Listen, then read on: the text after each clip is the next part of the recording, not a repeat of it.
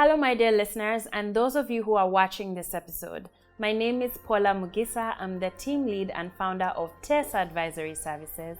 Thank you for tuning in. This episode is proudly sponsored by the spa at the Latitude Zero Hotel in Makindye. This is episode 2 of the business tool workshop titled The Copycat Mentality. This is an episode about how to apply innovative strategy to your business. Put simply, how to be unique and forward-thinking in your approach to your overall business. As with each episode, I'm going to give you the what. So a story or example, the work, the exploration I want you to do to discover some answers, and a tool that you can use to record and extract practical activities that you can implement today. There is something that I call the searching stage. A phase in life where you're not necessarily sure of what you ought to be doing, but are constantly trying all manner of things you see or hear others try.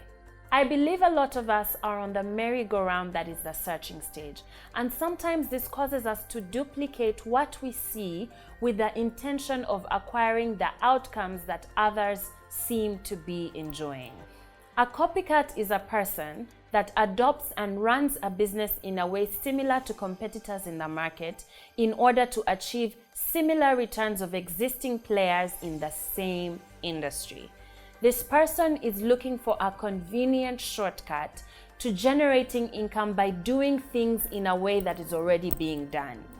In many instances, a copycat is also a person that has gleaned a new idea from an innovator and rushes to implement the business idea to attain first mover advantage over a prospective competitor. This is common in the startup and small business sector, where innovators typically do not have the resources to disseminate and scale their own innovations. The mindset of a copycat is self-ambitious and eager for short-term returns. It's rarely, if ever, about building a business with an attitude of servitude towards customers. In my early days of business, I copied a lot of what I thought I saw others doing successfully, including a border loan purchase business and a mushroom business, so I have an idea of the intentions that drive copying in business. Allow me the opportunity to tell you my version of 2 different types of copycats. The first one is what I call the original copycat. This type of person either intentionally or unintentionally replicates the exact business idea as that of another entrepreneur, as well as the implementation of the idea. The intentional adoption of another's idea outside of their knowledge and consent is what I call theft.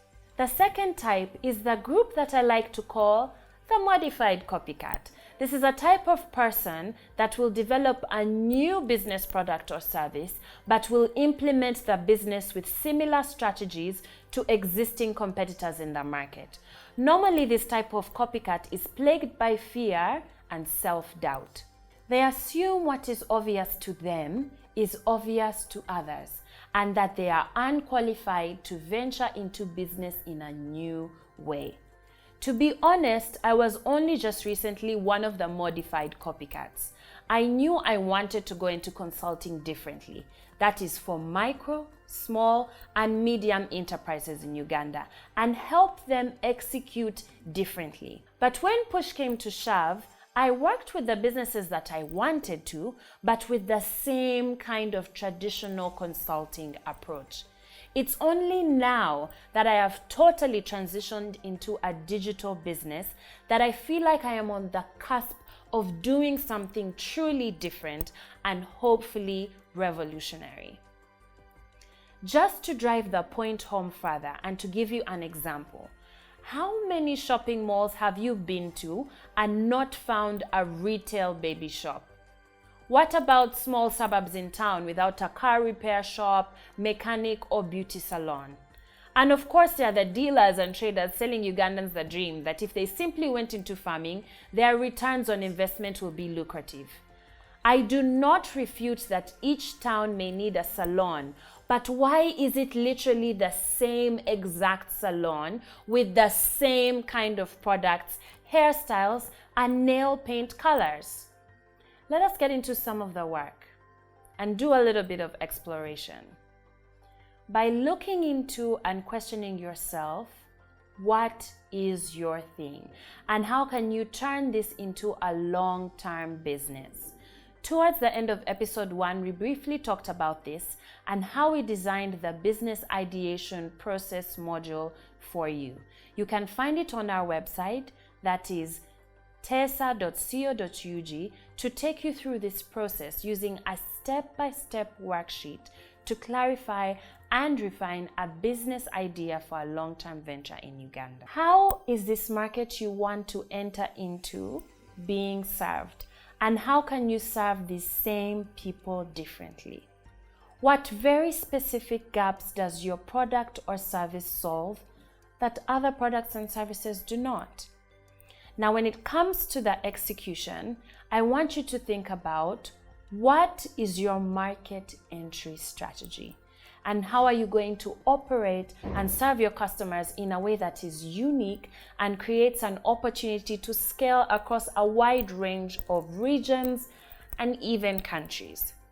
The tool for this episode is called The 2 Ways My Business is Different. The idea is to get you to strategize with a focus on innovation and niche, both in terms of the idea itself as well as its practical execution in your market. The combination of innovation and niche, which we'll cover more in detail in episode 6, will help you close your customers quicker and on a much larger scale than everyone else. If you're solving a pressing demand as Facebook did with connecting people far away from each other, or a gap that no one has ever considered like Snapchat, then your idea could also be the beginning of a revolutionary global business. Head on over to our website and click on the Resource Library tab and download the 2 Ways My Business is Different worksheet today. This wraps up today's episode. I hope you enjoyed it. Go out there and do things differently and be exceptional. God bless you.